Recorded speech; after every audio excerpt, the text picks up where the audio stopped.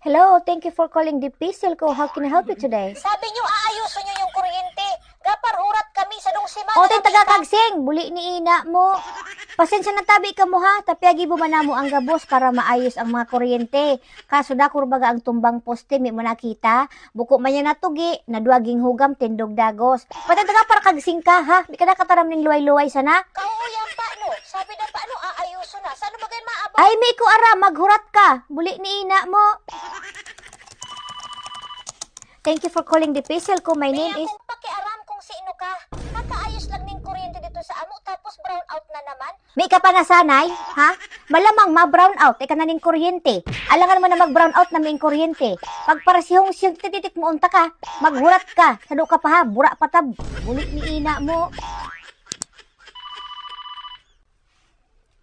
Thank you for calling the Pisilco. How can I help you today? Nag-post ka mo sa FB, 100% ng kaning kuryente sa barangay na mo. Unahain na yung kuryente na ito. Estimated dyan na patal ka, ha?